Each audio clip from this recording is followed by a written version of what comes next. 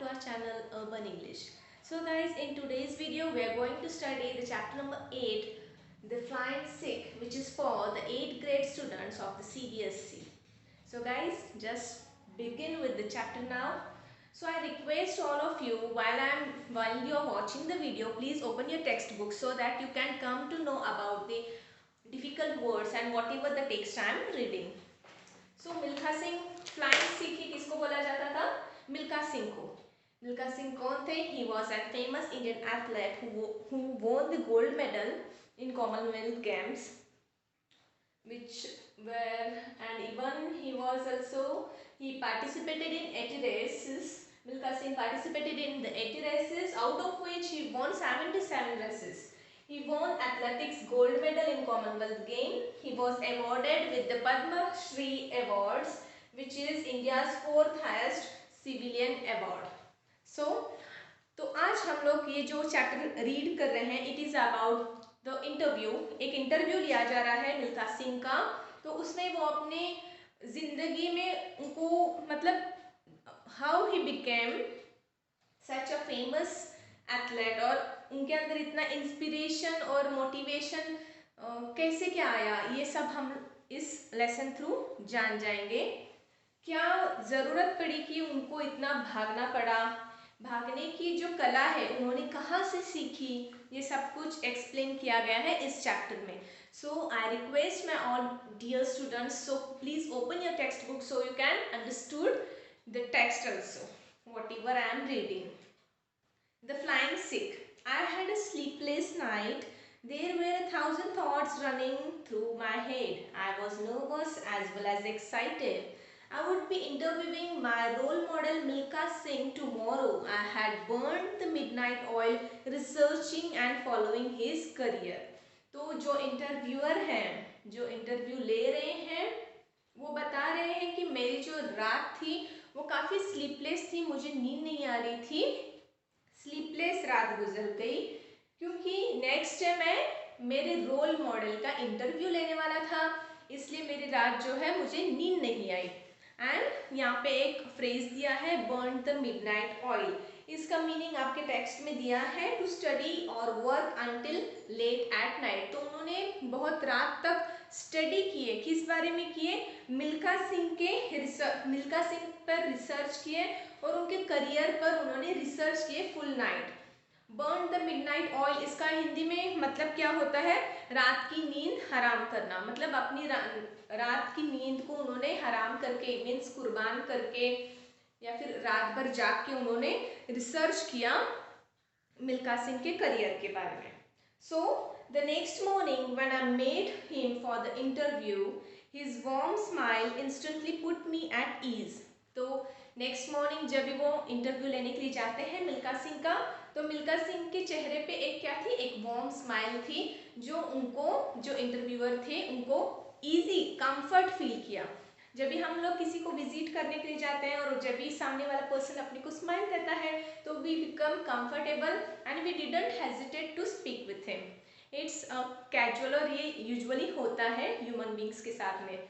Smile बहुत affect करती है सामने वाले पे. He becomes comfortable to speak with us. Now, after a casual conversation, I asked my first question. The name Milkha Singh is synonymous with exceptional running.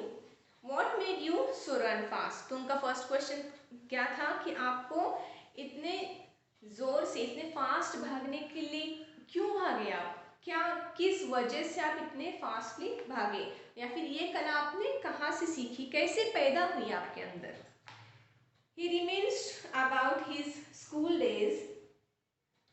He reminisced about his school days when he had to walk 10 kilometers across burning sands and to wade through 2 canals in his books balanced on his head to reach his school.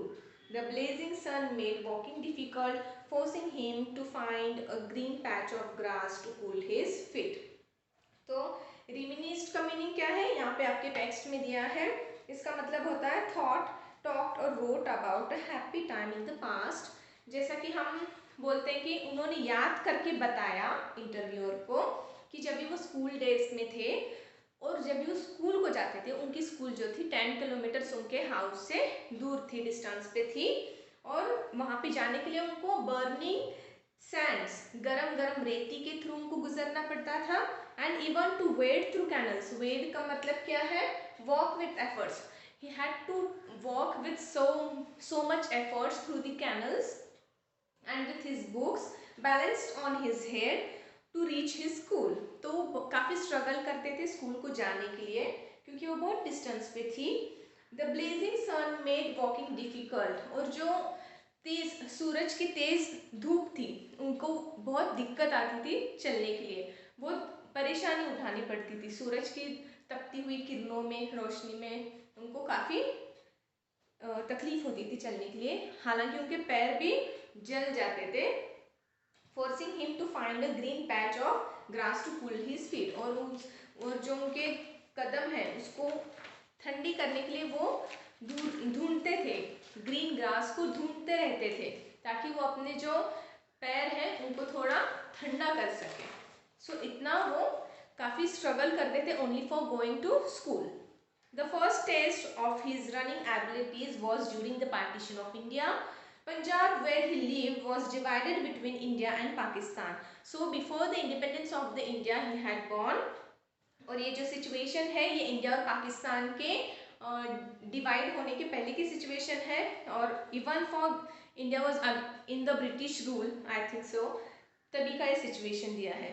His family was on the other side of the border and faced persecution after witnessed his family being massacred. He first ran to the jungle, then he boarded a Delhi-bound train. In Delhi, he lived in refugee camps. Every day, he would go to the railway station with a flickering hope that a family member would alight from the train. Imagine his joy when he saw his sister. तो वो जिस गांव में रहते थे वो अभी क्या है, पाकिस्तान में चला गया है, इंडिया और पाकिस्तान के डिवाइडेशन के बाद में। तो वहाँ पे his family was on the other side of the border and face persecution. Persecution मतलब काफ़ी उत्पीड़न उनको सहन करना पड़ा, क्योंकि तभी के हालात काफ़ी डिफरेंट थे। पार्टीशन के टाइम में बहुत से लोगों की जानें गई हैं, तो उसी में after witnessed his family been massacred. Massacred का मतलब क्या है यहाँ पे दिया है, to kill a large number of people specially in cruel way. बहुत क्रूअल वे, बहुत बेरहमी से लोगों को मारा गया था उस वक्त, और उसी में उनके फैमिली की भी हत्या हो गई थी। तो ये उनको पता चल गया। ये होने के बाद में वो वहाँ से पहले दौड़े जंगल की तरफ दौड़े, और फिर बाद में उन्होंने दिल्ली के लिए ट्रेन पकड़ी और वो रिफ्यूजी कैंप में रहने लगे। और वो हर रोज स्टेशन पे जाते थे कि इस उम्मीद से कि कोई उनका फैमिली मेम्बर उनको वहाँ पे दिखाई दे। तो एक दिन क्या होता है, उनकी बहन उनको वहाँ पे दिखाई देती है, और यहाँ पे दिया है imagine his Joy when he saw his sister.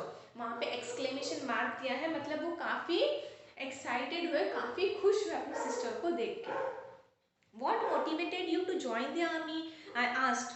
He recounted that the food supplies were limited in refugee camps and human survival instincts were at their peak. तो नेक्स्ट क्वेश्चन क्या था कि आपको आर्मी में ज्वाइन होने के लिए आप क्या मोटिवेट किया, आप आर्मी में क्यों ज्वाइन हुए, आपको किससे मोटिवेशन मिला कि आप आर्मी में ज्वाइन हुए। He recounted का मीनिंग क्या है, to give an account of an event or experience। उन्होंने बताया, याद करते हुए वो बता रहे हैं कि that the food supplies were limited in the refugee camp। Refugee camp में जो खाना वाना था लिमिटेड था, और लोग जो है काफ़ी तादाद में थे। And human survival instincts, survival instincts का मतलब क्या है, यहाँ पे दिया है the natural ability in humans and animals to do things in a dangerous situation that will prevent them from dying। So वो बताते हैं कि रिफ्यूजी कैंप में जो फूड था वो लिमिटेड था। He got involved in petty thefts and was briefly imprisoned in Tihar jail for traveling ticketless on a train। तो इससे पता चलता है कि उस वक्त खाने के लिए भी लोगों को बहुत स्ट्रगल करना पड़ा था, और इवन कुछ भी अपने जो रेगुलर नीड्स हैं उसको फुलफिल करने के लिए पैसे भी मौजूद नहीं थे. So he got involve in petty thefts. Petty thefts means refer to non violent theft, means छोटी मोटी चोरी करना, उसमें वो इन्वॉल्व हो गए. और when he was travelling ticketless from the train, he was arrested and been sent imprisoned in Tihar jail. His sister mortgaged her jewelry to release him. जो उनकी बहन थी उन्होंने अपने जो ज्वेलरी थे, उनके जो जेवरात थे वो गिरवी रख के उनको उनकी ज़मानत करवाई. He had lost all hopes of a better future and at one point contemplated becoming a dacoit. तो अभी उनके जो बेटर फ्यूचर, अच्छे फ्यूचर के तमाम उनकी उम्मीदें ख़त्म हो गई थी. और इवन उनको ऐसे लग रहा था कि he is at one point he is thinking that it contemplated becoming a डकैती बनने के लिए बन गए हैं या फिर बनने की फिराक में थे. इस टाइप में उनकी कंडीशन हो गई थी. तो फिर ये सब सिचुएशन उनके ब्रदर को पता चल गई. This alarmed his brother Malkhan. उनके ब्रदर का नाम है Malkhan. Who motivated him to try his luck in the army. और उन्होंने उनको मोटिवेट किया कि you should try your luck in the army. After 3 unsuccessful attempts, Milkha finally got selected. 3 attempts के बाद में मिल्खा सिंह सिलेक्ट हो गए. He was stationed at the Army's Electrical Mechanical Engineering Center in Secunderabad. और तीन अटेम्प्ट्स के बाद उनका सिलेक्शन हो गया. और उनको कहाँ पे आर्मीज इलेक्ट्रिकल मैकेनिकल इंजीनियरिंग सेंटर जो सिकंदराबाद है वहाँ पे उनकी पोस्टिंग हो गई. सो यहाँ तक हम लोगों को पता चलता है कि मिल्खा सिंह ने बचपन से ही काफ़ी स्ट्रगल किया है. हर बात के लिए उन्होंने स्ट्रगल किया है और वो यहाँ तक पहुँचे हुए हैं. Milkha's talent and passion for running was spotted in the army. तो अभी उनकी जो रनिंग का पैशन है और उनके अंदर जो कला है वो कहाँ पे दिखा, वो कहाँ निखर के आई, जब भी वो आर्मी ज्वाइन किया उन्होंने तभी. His inspiration was his coach Havildar Gurudev Singh. Training included running on the hills against passing trains and along river sides. The training at times got so intense that Milkha did not stop until he collapsed from exhaustion. तो उनको training के वक्त उनका जो ये running की ability थी वो दिख के आई. उनके इंस्पिरेशन थे हवालदार गुरुदेव सिंह. उनकी ट्रेनिंग क्या होती थी कि उनको they have to run through the hills and the river sides along the train, running through passing through the train against passing through the train which is running over side them. तो train के against उनको पहाड़ियों पर से और river side से दौड़ना था. ये उनकी ट्रेनिंग का एक हिस्सा था. और इस दौरान उनकी जो रनिंग की एबिलिटी है ये उनके कोच को जो हवालदार गुरुदेव सिंह है उनको दिख के आई और उन्होंने उनको इंस्पायर किया. Which was the first international race that you participated in? Next question is, he is asking that which is the international race you had participated. I prompted. उन्होंने पूछा ये सवाल इंटरव्यूअर ने. The memories of अभी वो memories में चले गए जब भी 1956 ओलंपिक गेम्स के जो कि मेलबर्न में हुए थे उस मेमोरीज में चले गए हैं. He had participated in the 200 meters and 400 meters races. He was inexperienced, therefore he could not qualify for the finals. First time उन्होंने इंटरनेशनल रेस में पार्टिसिपेट किया था 200 मीटर्स और 400 मीटर्स रेस में, but he was inexperienced, so he was not qualified for the finals. However, he had the privilege of meeting Charles Jenkins, the 400 meters champion, who gave him insights on effective training methods. तो उनकी मुलाकात लेकिन किससे हुई? Charles Jenkins से थी जो कि विनर थे, चैंपियन थे 400 मीटर्स के. और उन्होंने उनको बताया कि ट्रेनिंग कितनी ज़रूरी है और ट्रेनिंग मेथड्स उन्होंने उनको बताया. In 1958 Asian Games he won both the 200 meters and the 400 meters races, becoming Asia's best athlete. तो 1958 में एशिया गेम्स जो हुए थे उसमें उन्होंने 200 मीटर्स और 400 मीटर्स दोनों में उन्होंने जीते वो रेस और एशिया के फर्स्ट एथलेट बने. वो बेस्ट एथलेट का उनको खिताब दिया गया. In 1958 he also won a gold medal at the Commonwealth Games. तो 1958 में उनको कॉमनवेल्थ गेम्स में गोल्ड मेडल भी मिला। हेल्ड इन कार्डिफ, कहाँ पे हेल्ड किया था ये, कहाँ पे हेल्ड हुए थे, कार्डिफ में। It was a delight to the spectators to watch a young village boy with no formal training amidst world-class athletes with the race. ये जो spectators means जो audience थे उनको काफ़ी ताज्जुब हुआ कि एक साधारण सा एक गांव का लड़का जिसको कोई ट्रेनिंग नहीं है इंटरनेशनल स्पोर्ट्स मीन्स गेम्स में खेलने की, और तभी भी उन्होंने रेस जीते। You also set a world record at the Commonwealth Games in Cardiff. How did you feel knowing what you had achieved? This is the next question I asked in awe. He confessed that he wanted to run a little more and scream. Interestingly, he finished the race in 46.16 seconds, becoming the first gold medalist from independent India. तो उनको क्या हुआ था और उनको दौड़ने की इच्छा थी, उन्होंने स्क्रीम किया, मतलब जॉयफुली उन्होंने रिप्लाई दिया कि मैं तो और दौड़ना चाहता था, और मैंने उस टाइम में रेस 46.16 सेकेंड्स में कंप्लीट की, जो कि मैं फर्स्ट गोल्ड मेडलिस्ट बना इंडिपेंडेंट इंडिया का। It was his honour to receive the medal from queen of England. ये उनका एक ऑनर था, उनको एक ऑनर भी मिला कि उनको जो मेडल था वो क्वीन ऑफ इंग्लैंड के थ्रू मिला। You finished fourth in the 400 meters race in the Rome Olympics 1960, even though you were leading for most of the race. What went you wrong? I asked. लेकिन जो रोम में Olympics हुए थे उसमें उन्होंने fourth stood किया in 1960, even though you were leading for the most of the races. इतने सारे रेसेस को लीड किया आपने, लेकिन जो रोम में रेसेस हुए उसमें आपने फोर्थ स्टूड किया। आप मतलब इसमें वजह क्या थी, क्या रॉन्ग हुआ, व्हाट्स वेंट रॉन्ग, ऐसे क्वेश्चन पूछ रहे हैं यहाँ पे। The nation had high hopes for Milkha Singh, knowing that he had won 77 races out of 80 he had participated in so far. तो क्या बोल रहे हैं, जो हमारा नेशन था, जो हमारा इंडिया के मेरे से ज़्यादा होप्स थे, ये जानकर कि मैंने 80 रेसेस में से 77 रेसेस वोन किए हैं। It was a done deal. Done deal का मीनिंग क्या है, something that is presumed will. His plan was to run fast but steadily. उनका प्लान क्या था, फास्ट तो भागना है लेकिन स्टेडीली भागना है, दौड़ना है। लेकिन क्या हुआ उस वक्त, he ran so fast that he thought he would trip and fall which made him slow down. वो इतने तेजी से भागे कि उनको ऐसे महसूस हुआ कि मैं स्लिप होके गिर जाऊंगा। Just 250 meters away from the finishing line, he glanced back at other competitors.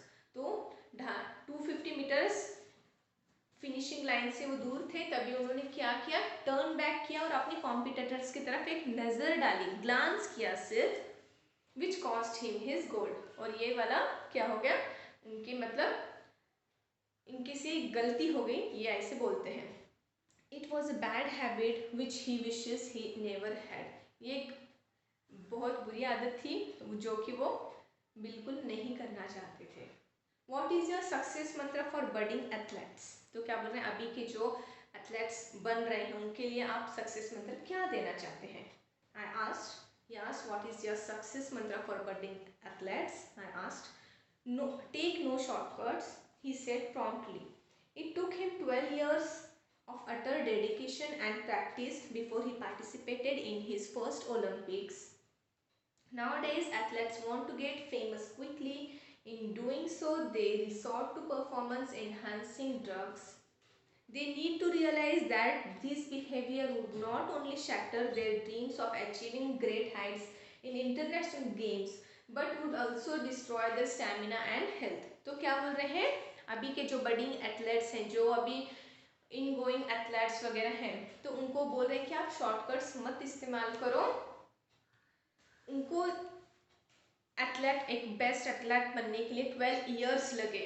तो क्या बोल रहे हैं, जैसा कि ड्रग एडिक्शन, ड्रग्स वगैरह लेते हैं अपना स्टैमिना बढ़ाने के लिए, तो वो थोड़ी देर के लिए तो आपका स्टैमिना बढ़ा देगा, लेकिन it will have a great effect on your health. So is advising to the athletes that you should not go to the shortcuts. आपको प्रैक्टिस करनी है, प्रैक्टिस थ्रू आपका स्टैमिना बढ़ाना है, किसी ड्रग एडिक्शन या फिर ऐसे शॉर्टकट्स के थ्रू आप मत जाइए. Then I asked him about the story behind the nickname Flying Sikh. He proudly recalled the epic race at the Indo-Pak meet in 1960 in Lahore between the ex-sprinter from Pakistan Abdul Khalik and him. तो उनको पूछा गया कि आपको flying Sikh का लक़ब कैसे मिला. तो 1960 में जो इंडो पाक में रेस हुई थी, जो उनके कॉम्पिटिटर थे अब्दुल खालिक, तो the spectators didn't see Milkha run that day, they saw him fly. तो उस दिन spectators मतलब जो ऑडियंस थे उन्होंने उनको मिल्खा को भागते हुए नहीं बल्कि उड़ते हुए देखा. He clocked 20.7 seconds setting a new world record. उन्होंने उस रेस को 20.7 सेकेंड्स में कंप्लीट की, जो कि एक नया वर्ल्ड रिकॉर्ड बन चुका था. As General Ayub Khan awarded the competitors their medals, Milkha received the name that would stick him for the rest of his life. तो जब भी अयूब खान उनको मेडल दे रहे थे, तो तभी उनको ये वाला फ्लाइंग सिख का लक़ब, उनको ये जो है डेसिग्नेशन उनको मिल गया. Milkha Singh was awarded the Padma Shri in 1958. He donated his medals and trophies to the nation. They were displayed at the Jawaharlal Nehru Stadium in New Delhi and later moved to a sports museum in Patiala. तो 1958 में मिल्खा सिंह को Padmashri award दिया गया. तो उन्होंने जो उनके medals थे और ट्रॉफीज थे वो नेशन को उन्होंने डोनेट किए, जो कि जवाहरलाल नेहरू स्टेडियम में थे न्यू दिल्ली में. Later on it is move to the Patiala sports museum, Patiala में जो है वहाँ पे हैं अभी फिलहाल में. He is content with his achievements and the love that he gets from the nation.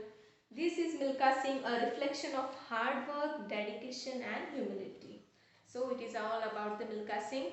He was so much hard worker. तो इससे क्या पता चलता है कि अगर हम लोगों को हार्ड वर्क करना पड़े तो we should not think that कि हम लोगों को इतना हार्ड वर्क क्यों करना पड़ रहा है. वी शुड थिंक कि something good is going to happen after this hard work. कुछ तो हमें बहुत बेहतरीन मिलने वाला है इस कठिन परिश्रम के बाद में. इस उम्मीद से हम लोगों को हार्ड वर्क करना चाहिए और मायूस नहीं होना चाहिए. खुशी खुशी हम लोगों को जो भी काम आए उसे खुशी खुशी करना चाहिए, स्ट्रगल करना चाहिए लाइफ में. Then only we are going to achieve something different और something valuable and important. Okay guys, thanks for watching my video. I hope you had understood the chapter.